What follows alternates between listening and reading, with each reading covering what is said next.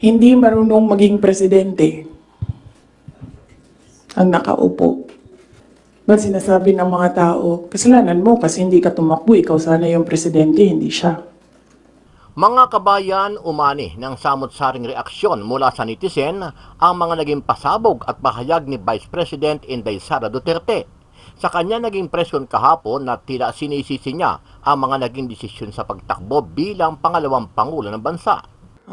Our country is on this road to perdition because matigas ang ulo ni Inday Sara. Hindi siya nakinig sa tatay niya. Kung nakinig lang siya sa tatay niya, tumakbo siyang president, hindi mangyayari itong nangyayari sa bansa natin ngayon. Kapag pumupunta ako sa mga iba't ibang lugar, diretso ako sinasabihan ng mga tao, hindi ka kasi nakinig sa tatay mo. Or they would say, one time nasabihan ako, it's all your fault. Pagbubunyag pa ni BP Sara, kinausap daw siya ni Senator Amy Marcos na tumakbong bise ni Pangulong Bongbong Marcos Jr. noong nakaraang eleksyon. Sabi daw ni Amy sa kanya, matatalo ni Leni Robredo ang kanyang kapatid kung hindi siya makikipagtandem kay PBBM. 20 October, nag-file ako. Pagdating ng late October, after deadline ng filing, tumawag sa akin si Senator Amy Marcos. Sabi niya sa akin, pwede ka ba tumakbong Vice President? Sabi ko sa kanya, alam mo, hindi ko pa narinig ever na sinabi sa akin na tumakbo akong Vice President. Sabi ko, bakit mo ako nire-request ngayon na tumakbo ang Vice President? And I'm happy that she was honest enough to say, kasi matatalo kami ni Leni kung hindi mo dalahin ang Bisaya. Dagdag pa ni BP Sara, hindi raw niya kasalanan kung bakit ganito ngayon ang sitwasyon ng bansa dahil ang nakaupong presidente ay hindi marunong. Hindi ko kasalanan that we are on this road to hell. Hindi ko kasalanan kung hindi marunong. Kasi kung alam mo naman na may kakulangan ka, bibilisan mo yung gagawin mo para mag-catch up. Hindi ka naman uupo lang doon na parang, may kakulangan talaga ako, ganun talaga. Hindi ganyan. Hindi ko kasalanan na we're in this road to hell. Hindi ko kasalanan na hindi marunong. You did not finish your sentence, sir, ma'am. Can you elaborate po? Hindi marunong maging presidente ang nakaupo. Kasalanan ko ba yun? Hindi. Ba't sinasabi ng mga tao, kasalanan mo kasi hindi ka tumakbo, ikaw sana yung presidente, hindi siya. But then I said, maaga ako nagsabi na hindi ako tatakbo for president. May madaming mga negative tuon sa listahan. Ipinaliwanag din ni Inday Sara kung bakit umalis at nagbitiw siya bilang gabinete ni Pangulong Bongbong Marcos Jr. Ayon sa pangalawang Pangulo, hindi niya nagustuhan ang mga treatment sa kanya ng administrasyon. Kaya naman sa ngayon ay gumagawa siya ng paraan para bisitin ang mga kumakalaban sa kanya. Siguro, yun yung rason para ganito gawin ko, bullshitin ko sila ng bullshitin. Bullshit kayong lahat. Drag me to hell. Ma'am, having said na hindi mo kasalanan na hindi marunong maging presidente, yung nakaupo ngayon, ibig sabihin ba hindi po kayo kontento sa trabaho po ni Pangulo? Kaya nga umalis ako, di ba, sa administration. Hindi ko na gusto yung mga naririnig ko dun. Hindi ko na gusto yung mga nakikita ko dun. Kayo, kung gusto nyo ng pera, natatakot kayo, kayo lang. Huwag niyo na ako isali. Hindi ko na gusto. Kung presidente nyo siya, okay lang. Ako, hanggang vice president lang ako. Hanggang number 2 lang itong bansa na ito, wala itong number 1. Samantala, muling binanggit ni VP Sara ang ginawa niyang pagsusori sa mga miyembro ng Kingdom of Jesus Christ dahil sa inendorso niya itong si PBBM at ikinampanya niya noong panahon ng eleksyon. Ayon pa kay Sara, kung bibigyan siya ng pagkakataon, babawiin niya ang lahat para sa kapakanan ng bayan.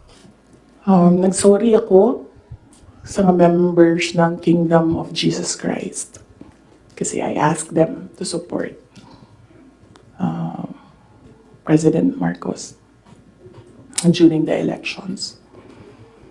And individually, kapag merong lumalapit, nagsasabi na we are in this shit hole because of you, and sinasabi ko din, I'm sorry. I'm sorry, but sabi ko sa kanya, kung bigyan ako ng Diyos ng pagkakataon, yan lagi yung sagot ko. Kung bigyan ako ng Diyos ng pagkakataon, bawiin ko lahat yan. Hindi ko bawiin yung nangyari, babawiin ko yung dapat para sa bayan. Samantala, ipinagtapat din ni VP Sara na hindi talaga sila magkaibigan ni Pangulong Bongbong Marcos Jr., kundi naging magkasama lang sila noong panahon ng kampanya. Ni President Marcos, hindi talaga kami magkaibigan.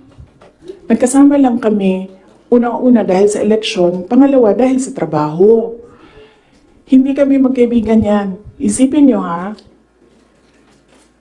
noon, nung tumatakbo pa, meron kaming group chat.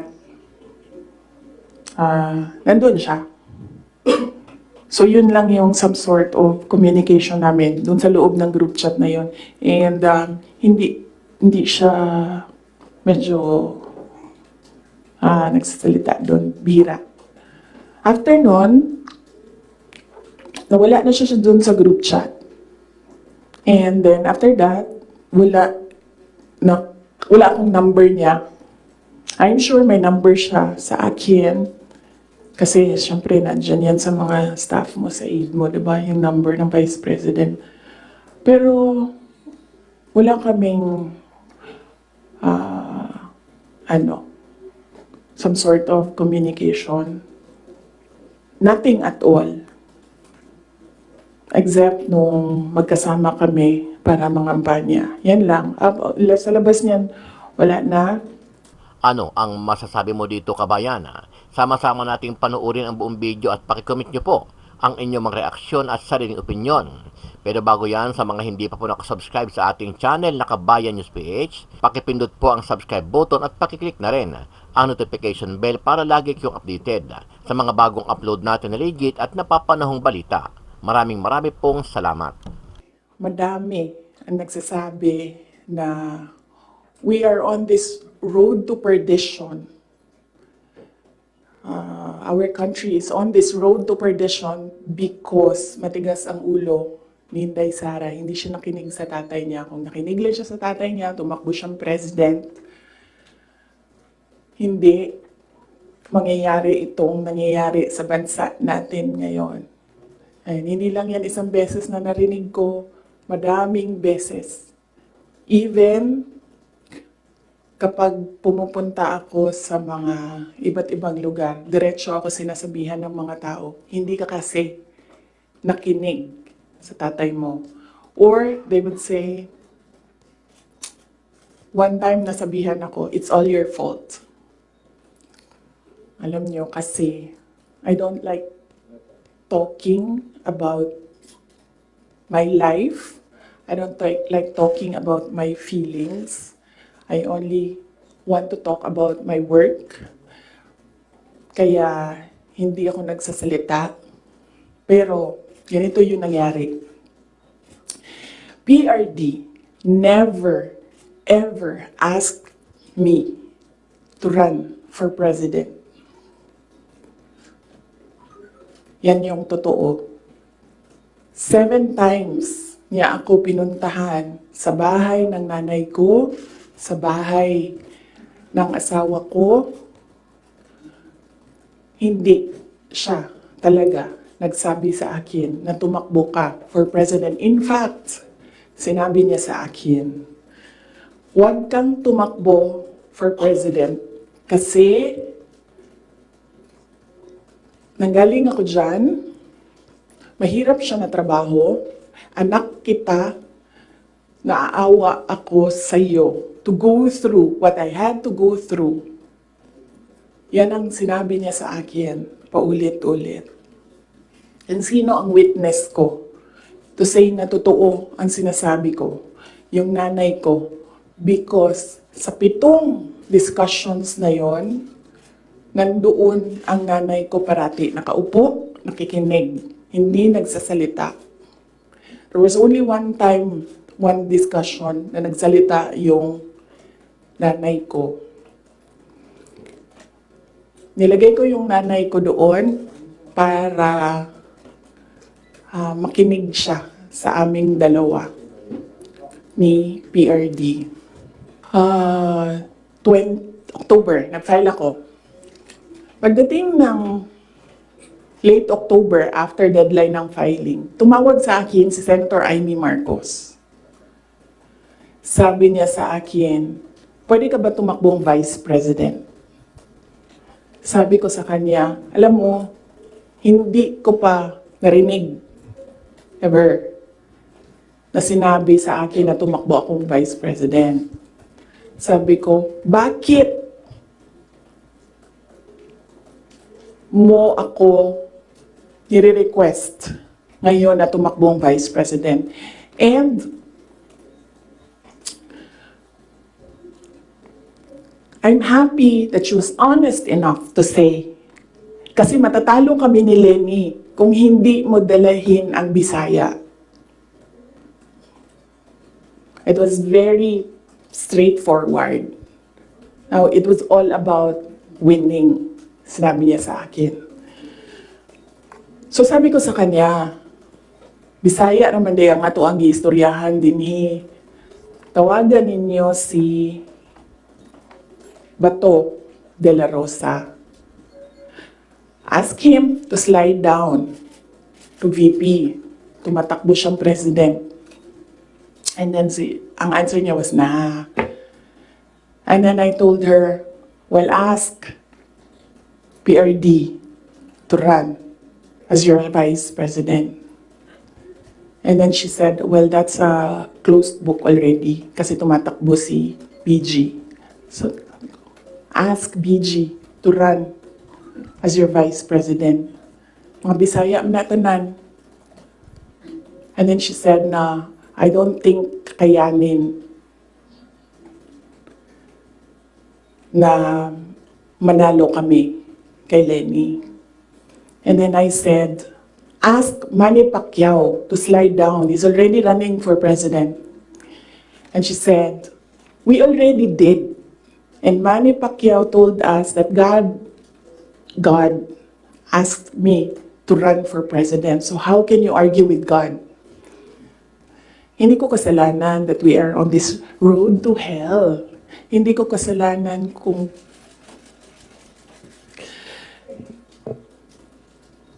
hindi marunong. Kasi kung alam mo naman na may kakulangan ka, bibilisan mo yung gagawin mo para mag-catch up. Hindi ka naman uupo lang doon na parang, may kakulangan talaga ako, ganun talaga. Hindi ganyan. So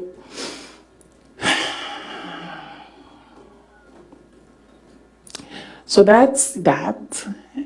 And then, ito na kami ni Mr. Deception.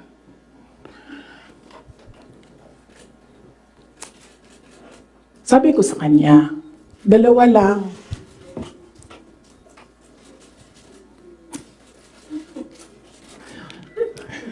Para pantay. 2 lang. Sabi ko, 2 lang. Ang request ko sa iyo. If you win, 2 lang ang request ko sa iyo. And I think, I requested this na one-on-one kami online. Pero meron akong nabasa somewhere na merong nakikinig sa side niya. Kasi nag-post yung taong yon.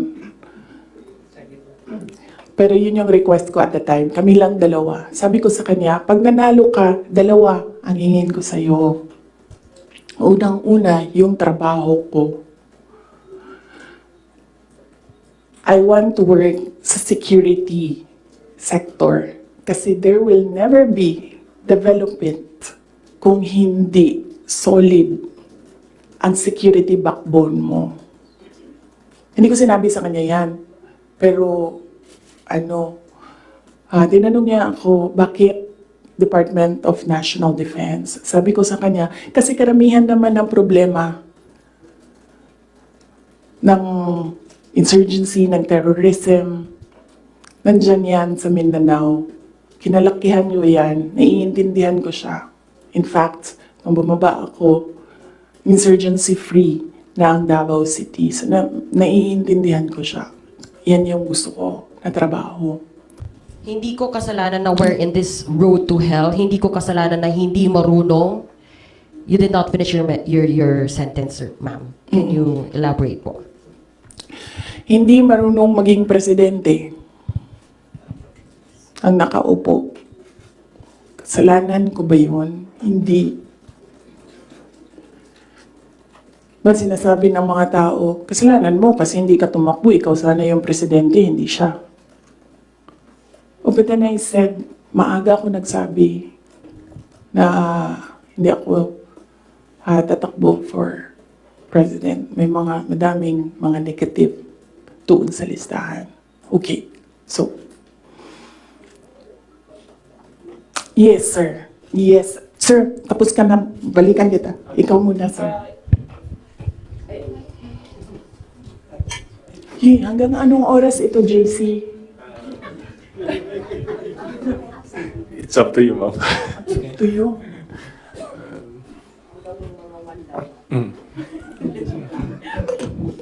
Okay. Madam VP, with all this revelation that, ayun nga, meron kayo mga request kay President Bongbong Marcos in case he wins, which is he won.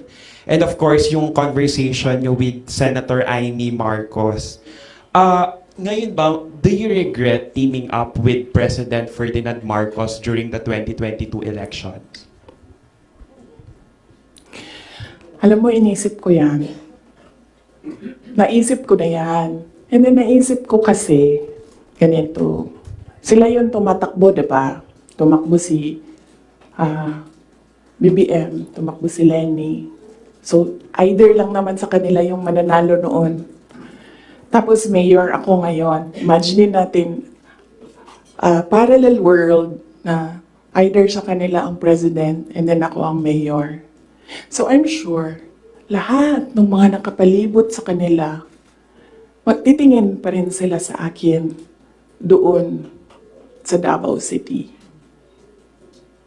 Hahabulin pa rin nila ako doon sa Davao City because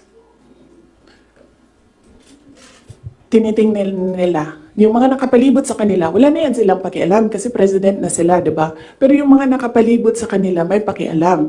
Kasi sila yung tumitingin ng future. Sila yung tumitingin ng 2028. And then, meron akong realization yan because ang nagsabi sa akin yan, si former Senate President Manny Villar. Sabi niya, wala kang kawala dyan.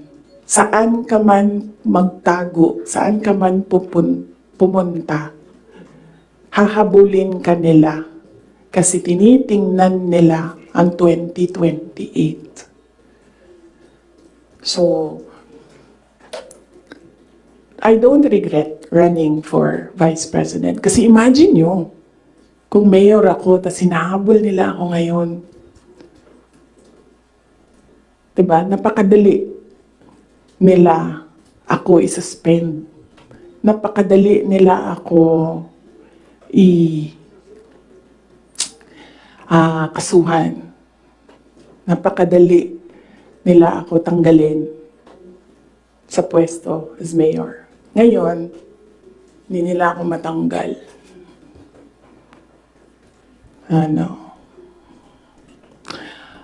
They can drag me to hell. Pagdating nila dun, ako pa rin yung presidente ng impyerno.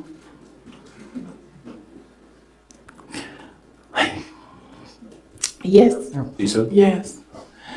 Pahiram ako ng ballpen, lagyan ko lang ng note kung saan ako nag-stop kasi para alam natin saan tayo mag-start. Mamaya. Kung sinabi niyo po na hindi kayo nagsisi na tumakbo kayo for Vice President, pero nagsisi po ba kayo na nakipag-tandem kayo kay President Bongbong Marcos? Hindi man ako na-request ni VP Lenny na tumakbong Vice President niya. No, hindi ko pinagsisihan yung pagtakbo ko as Vice President. And hindi ko din pinagsisihan na nakipagtandem ako sa kanya. I'm sure merong rason ang Diyos kung bakit ako nilagay dito sa upuan na ito sa ilalim ng seal na yan. Para rin siguro sa kanya, para kay BBM or para sa bayan, hindi ko alam kung anong rason ng Diyos. Sometimes, or all the time, hindi natin nakikita ang rason ng Diyos. Nakukonect na lang natin siya kapag meron ng ibang nangyari sa buhay natin. Siguro, yun yung rason. Para, ganito, gawin ko, bullshitin ko sila ng bullshitin. Bullshit kayong lahat. Drag me to hell. Sorry, Mark. sila muna ha, kasi hindi pa sila nakatanong. Ma'am, Mark Macalaran. good morning, Good morning. VP. Since wala po kayong intention to run for Vice President from the very beginning, can we say na napilitan ba talaga kayo and without yung call ni Senator Amy, masasabi nyo ba na nagamit lang kayo para lang manalo si President Bongbong Marcos sa pagkapangulo? Napilitan, hindi. Very rational yung decision making ko sa pagtakbo as Vice President. Sinabi ko kanina. Ganon din ginawa ko. Nilista ko yung positive, nilista ko yung negative. Nandun yung positive, sinabihan ko yung pamilya ko, tell me the negatives. So, ano yung isang tanong? Nagamit. Yes. Clear naman yun. Tinanong ko, bakit ako? And then she said, matatalo kami ni Lenny kung di mo dalhon ang mga Bisaya. Kaya nagbigay ako ng options. Bisaya tanan. Dolorosa, Bongo, Manny Pacquiao. And then she said na hindi kakayanin. Except for Manny Pacquiao, hindi naman siya nagsabi na hindi kakayanin. Ang sinabi lang niya, nag-refuse si Senator Manny Pacquiao. So, of course, ginamit nila ako para manalo sila. Obvious naman yun. Gusto niyo makita yung survey? Hindi ko siya dala. Pero next time dalhin ko and then pwede kayo tumingin pero hindi kayo pwede magpicture. Ma'am, yes, ma'am. Joel, DWIZ. Yes. Ma'am, good morning. Ayong buntag, ma'am. So, tanaw ni mo, ma'am, sa tingin mo, ma'am, dapat tumakbo na lang po kayong presidente? Hindi din. Kung papabalikin ako, tatakbo kang Vice President. Lagay ko dyan. Drag me to hell.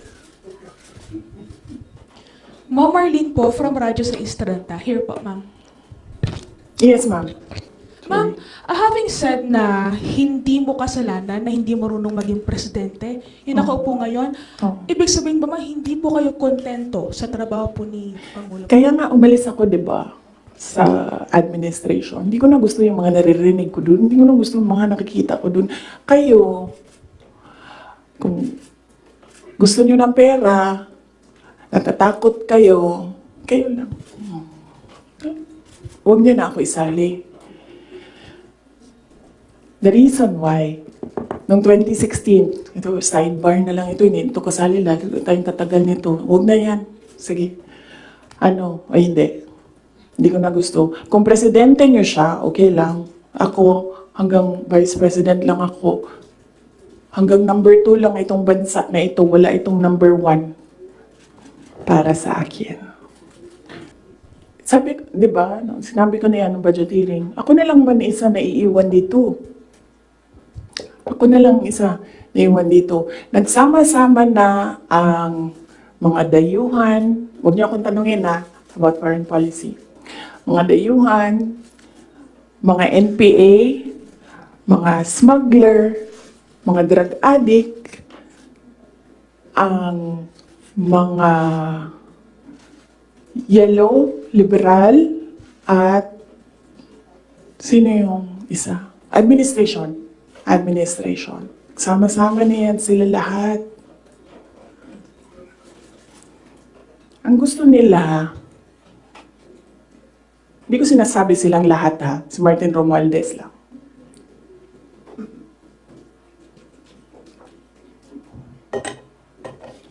Ang gusto ni Martin Romualdez, mag-president. Nakita ko yan sa kanyang mata noong ilang oras na tayo? 1 hour and 31 minutes na yun nandito.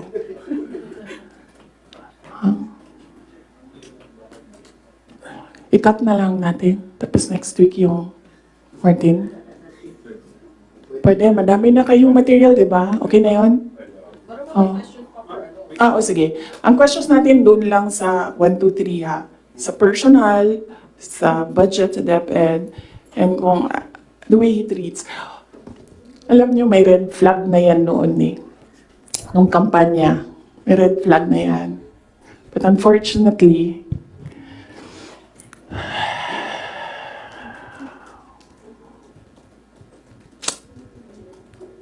hindi ko naisip na ganun kalala yung insincerity.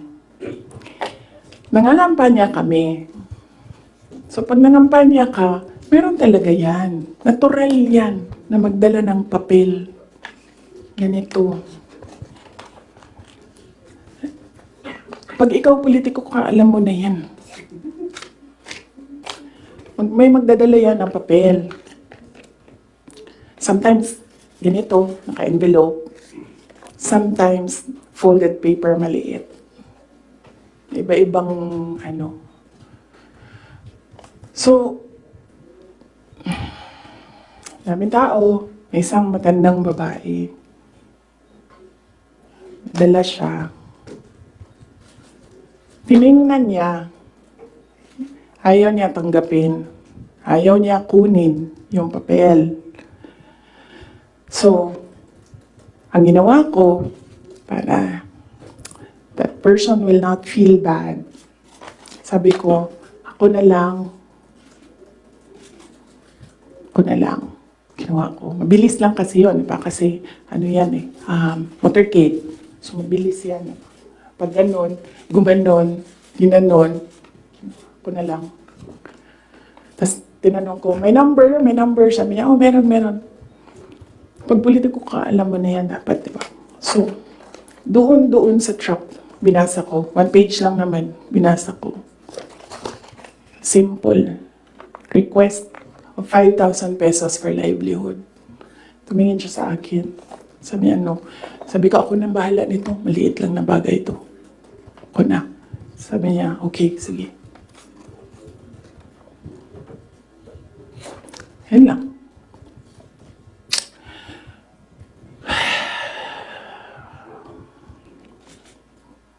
Alam mo yun?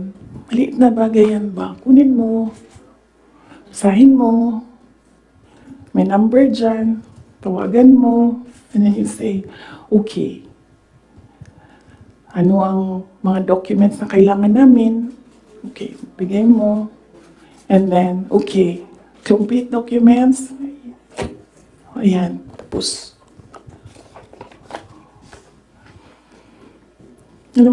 for some people, wala lang yung 5,000.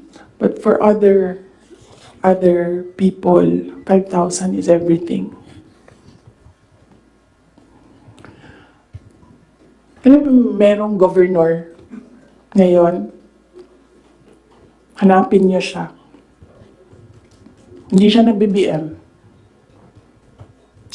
Kasi, at first ayaw niya sabihin. Kaya ayaw ko sabihin yung pangalan niya ha, kasi ayaw niya talaga ikwento. Pinilit-pilit namin siya, bakit ayaw mo mag-BBM? Bakit ayaw mo mag-BBM? Ayaw ko sabihin ko sino yung kasama ko, pero may kasama ako. And then, bakit ayaw mo mag-BBM? Sabi nung kasama ko, kausapin natin ito, iupo natin itong governor na ito. Sabi ko, okay, sige. Sabi ko, bakit ayaw mo mag-BBM? Sabihin mo sa akin, bakit ayaw mo? Ganon din ang kwento ng governor. May ibang version lang, konti. Hindi straightforward na ganon. Ang kwento ng governor, siya nakita ko with my own two eyes kasi ako yung nag-i-escort sa kanya. And for that reason, hindi ako mag-BBM. Okay na, nasabi ko sa kanya, okay, di na magsara ka na lang. Nasabi niya, sige, ikaw walang problema.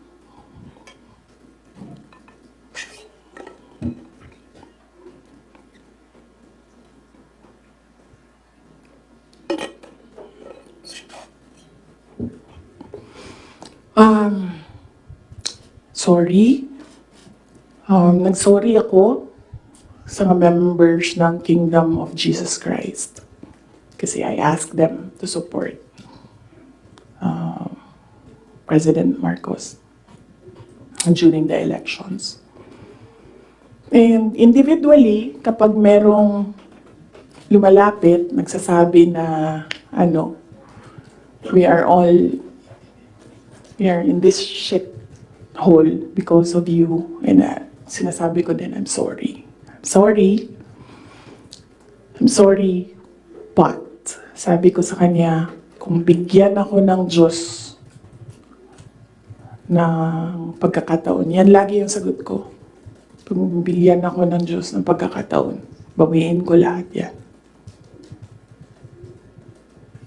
Hindi ko bawiin yung nangyari, babawiin ko yung dapat para sa bayan. Alam niyo,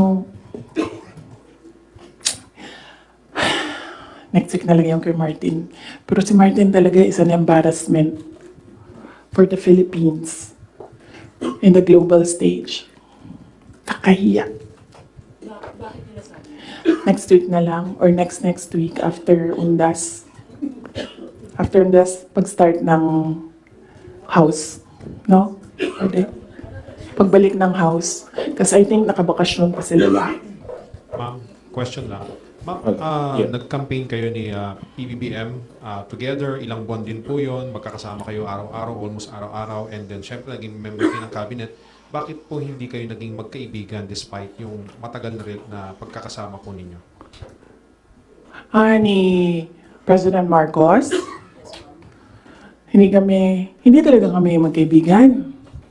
Nagkasama lang kami, unang-una dahil sa eleksyon, pangalawa dahil sa trabaho. Hindi kami magkaibigan yan. Isipin nyo ha, noon, nung tumatakbo pa, meron kaming group chat. Nandun siya. So yun lang yung some sort of communication namin dun sa loob ng group chat na yun. And hindi siya medyo nagsasalita doon, bihira. After nun, nawala na siya doon sa group chat. And then after that, wala akong number niya. I'm sure may number siya sa akin. Kasi syempre nandyan yan sa mga staff mo sa aid mo, diba? Yung number ng Vice President. Pero wala kaming some sort of communication. Nothing at all.